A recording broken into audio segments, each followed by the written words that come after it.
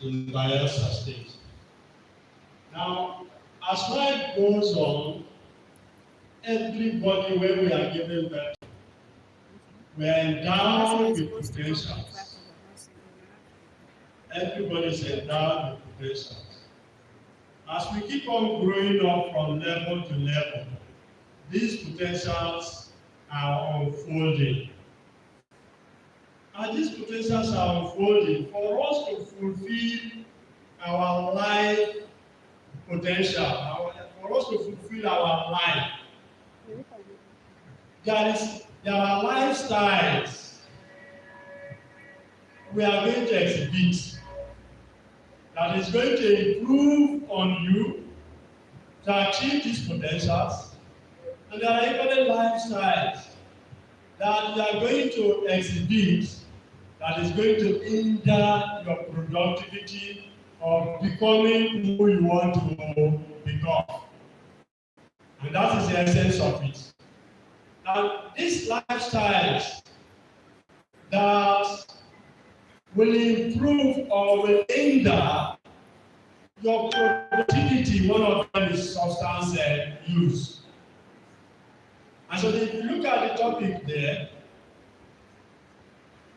impact of substance use on the mental health of young ones.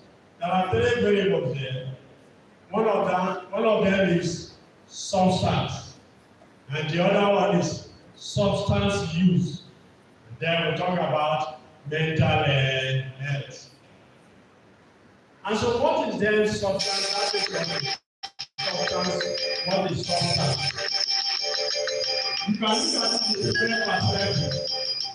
But my own perspective is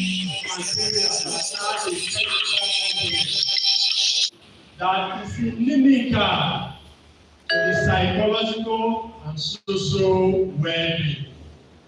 Any material that has a chemical component, that by taking it is inimical to your psychological, social, and physical well-being. That is my perspective of what is substance is. That then takes us to what is substance use. Substance use is the persistent use of substance. When you use it persistently, it becomes addiction. As you are addicted to it, it's going to create a problem in your life. So many problems are there. Now, there are a number of substances. When the drug man comes, he will tell us some of them. But the ordinary, alcohol, we call it ordinary, but that's the first substance we abuse. First substance we abuse. I don't smoke, I don't drink. In some occasions, I'll just take a bottle of water. In some occasions, depending on the kind of friends and the kind of, the social status of those people, I take maybe a Star Radler. Maybe a clique of political class where I know I will not drive or I will be able to drive. I take a bottle of stout. Now, taking just a bottle of stout gives me the courage to drive. Just a bottle of stout. There are people who sit comfortably to take 3, 4. Me, just a bottle. It means I have to ask myself very well. If the occasion continues a drink, it means that I have to add it up with Maltina so that I will be able to drive. Now, as we are aging in life, you need to take care of certain things, some herbs, and everything. Sometimes we soak it with alcohol, a kai in this palace, or gogoro. Now we soak it and to take it. Taking just a shot, I don't take it in the daytime when I want to lie down. Taking just a shot of it will make my eyes to feel somehow, but I want to lie on bed, so I don't have any problem. Now I am even trying to give this illustration because this is the most commonest drugs we can abuse, we can use. Then now somebody consistently taking these substances from time to time. Maybe marijuana, maybe cocaine, or maybe golos as you may call it. I'm sure in the social media of some time ago, you will see how some of these drugs will throw people upside down from one place to the other and shouting and all the rest. If just taking a sort of, herbs that soaked with kai can turn my eyes when I want to lie down on the bed, then talk less of you taking these drugs as continuously as an habit, and you are a young one growing up. I'm getting to my towards moving to towards my 60 now. Then you are a young one growing up. Are you building your life or you are destroying your life? You are just destroying it. I have just said in my introduction that while we are growing up, we have lifestyles. These lifestyles will either increase us, improve us to be productive, or it will hinder us, hamper our lives, our productivity. Now, you are a teenager, down to the young adulthood. You are taking this substance. Then there is no way you will go far. Am I complicating? There is no way, there is no two ways about it that you will go far. Using substance as part of intake, substance intake, then growing up from level to level. Why? The brain is very powerful. The brain determines who you are. The function of the brain determines who you are, what you do, and how you feel about it. So your thinking must be in a situation that the brain is not polluted. When you think in a way that the brain is not polluted, that is when you take effective decision. The effective decision you are taking is to make you to move forward. Now, if the brain is polluted, there is no way you are going to make effective decision. The decisions that will be taken for you to progress in life will be adulterated. I give practical example to students. I said, you are in a room, then you piss, you mop it. Continuously you piss, you are mopping it. You can use maybe other, exercise to do it and all the rest. But when you continuously piss in your room for a while, the room that you are mopping every day as a piss, as somebody enters, we are going to perceive the piss of two of us. That is how it is. Our system, whatever thing we take in, for a period of time is going to affect you one way or the other. I have come across a man that takes it out for a while, and when he urinates, it is the salt that is going to be urinating. So anything you are taking into your system, it will either give you a problem, or it's going to build a problem to you. And so we must be careful in whatever thing we are taking. And so what is then the mental health? Mental health is the state of our mental alertness, psychologically, socially, and physically, of well-being, state of well-being. Now, when you keep on taking substance, your well-being will be in question. You will not be an effective person in taking decision, in taking action, because your mental state has to do with your feelings, it has to do with your thinking, it has to do with your action. And so when you are taking substance of these categories I have mentioned, it means that your well-being will be a problem. It means your well-being will be a problem. Continuous use of these substances can bring depression. Depression is a moody state where you do not know what to do again. Why the depression? Because your thinking has become irrational. When somebody thinks irrationally, depression comes in. And again, it's going to affect your productivity of the brain. Substance you are taking in is going to affect the productivity of the brain.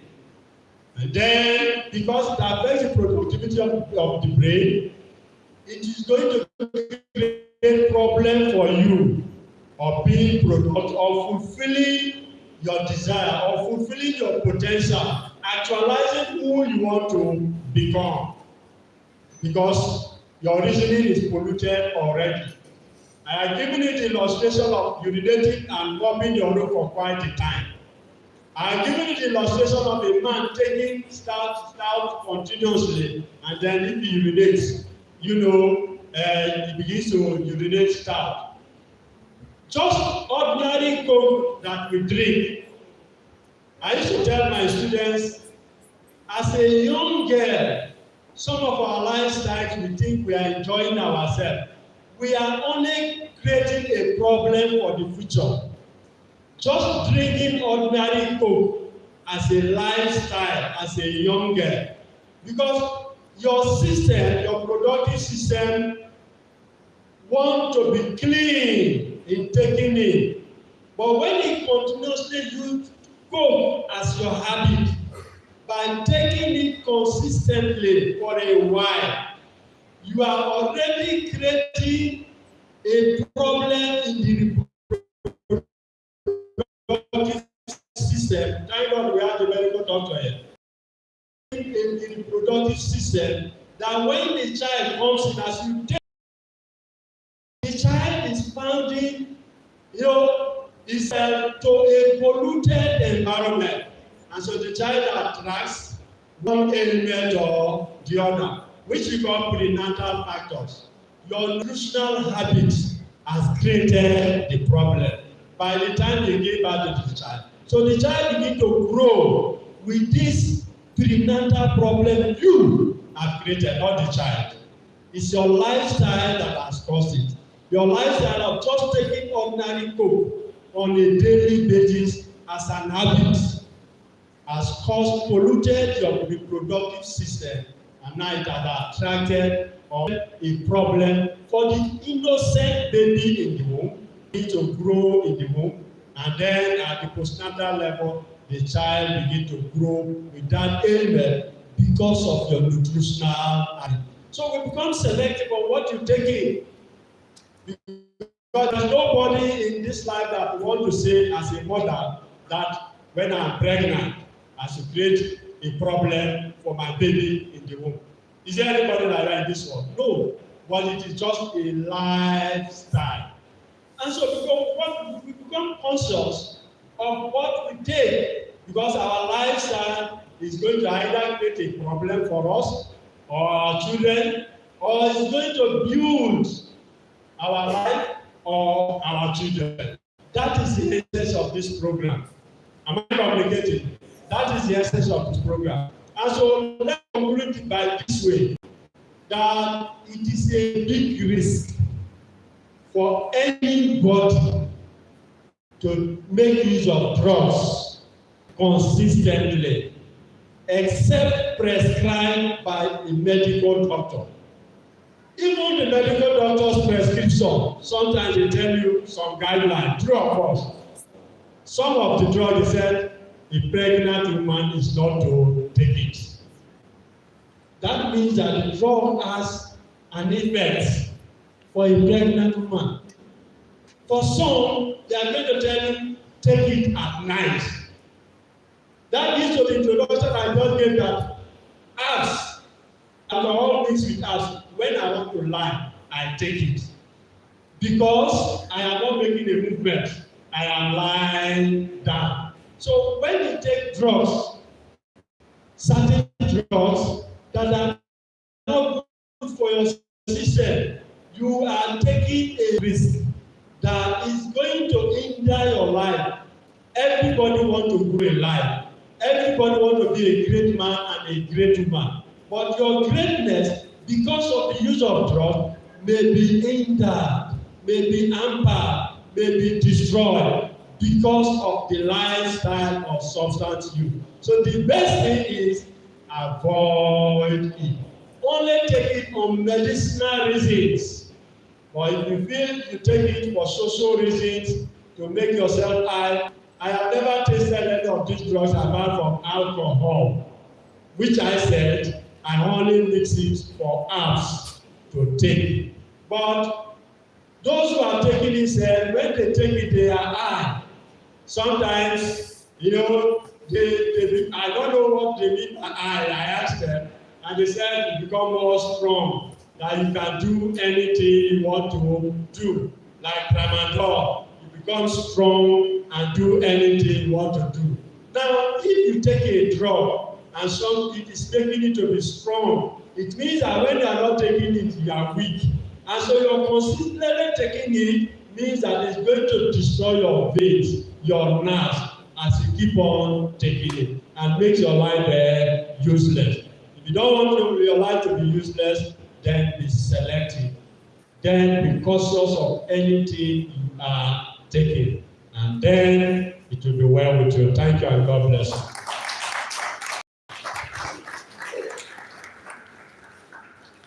Thank you, sir. Please, you can do that better. So, Professor Victor Ayebami Torubeli. Thank you so much, sir.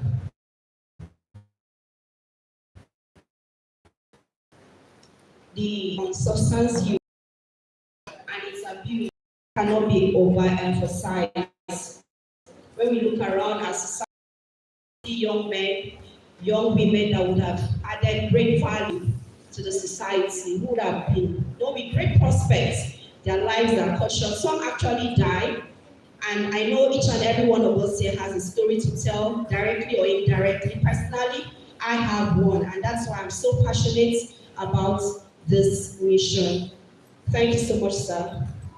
To further buttress on this session, we have a short documentary to show us the relationship between your mental health and the use of substance. Please stay glued to the screen.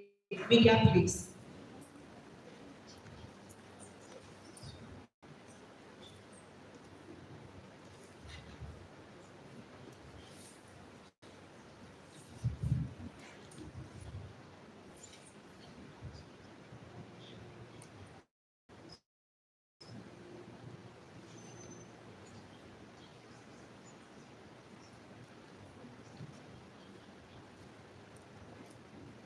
Conditions you may have.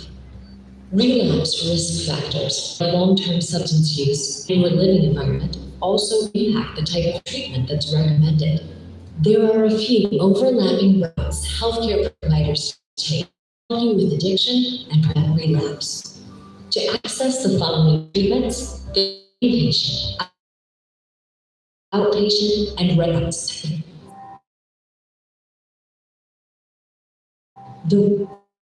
The road to relapse, and while the path forward looks different for everyone, recovery is a lifelong process that requires mental, emotional, and medical support. Treatment varies depending on the types of substances you use, how long you've been using them, and any underlying mental health or medical conditions you may have. Relapse risk factors, like long-term substance use and your living environment, also impact the type of treatment that's recommended. There are a few overlapping routes healthcare providers take to help you with addiction and prevent relapse.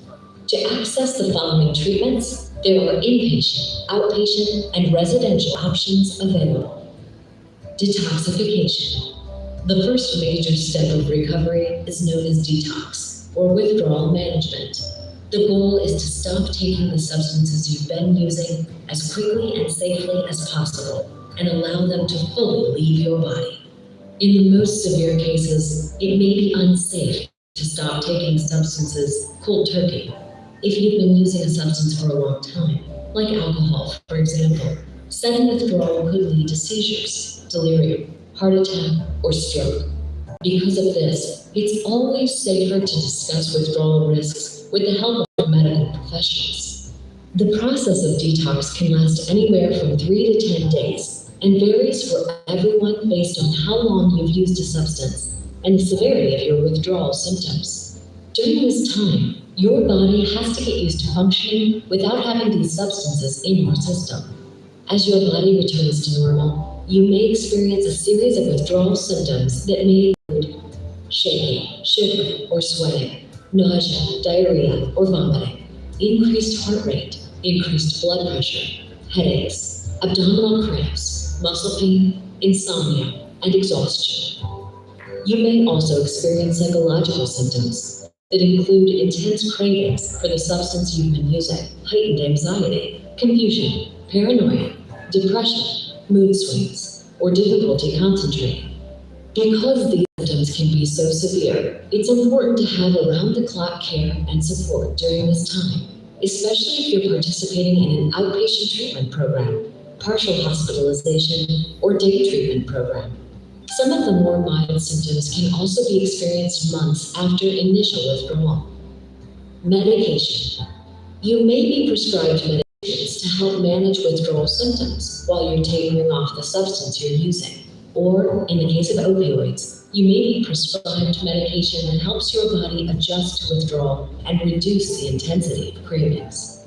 Prescribed medications aren't just tools that can be used during the withdrawal period either.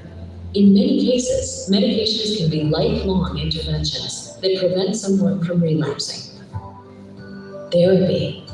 With substance use disorder, it's just as important to take care of your brain as it is to take care of your body. Taking a habit-forming substance for any period of time can have a negative impact on your feelings, your behaviors, and cope with the world around you. This is because these substances have the power to change your brain chemistry and cause unwanted or unexpected behavioral changes. And any underlying mental health conditions you have could be worse because of substance use. A counselor or therapist can work with you during treatment to address any mental health conditions you have, as well as help you identify helpful ways to cope without substances. Address any shame, guilt, or regret you may have. Embrace strategies to avoid and prevent relapse. And talk about other factors like employment, relationships, legal issues, housing, and nutrition that may have caused you undue stress, anxiety, or depression. Therapy can be done in a group of like-minded peers led by professional counselors or on an individual one-to-one basis. Follow-up care. Substance use disorder is a chronic, lifelong condition that can be triggered by a myriad of factors related to your environment, your health, your relationships, and even memories of what you've experienced. Continuing therapy on a regular basis, joining self-help groups, and 12-step programs are all great tools to ensure you stay on the right path to a healthier you.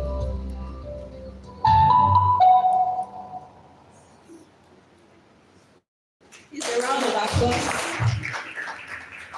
I'd like to know, what did we learn from that short documentary? Please be the second mic. Hello? Want to know we are all on the same page. Just walk into the audience and please, let's see. Do I call or do we have volunteers? I believe we learned something today. We are all here to interact, to learn from each other. Is there something we learned from the documentary put together for us this afternoon? Kopawi.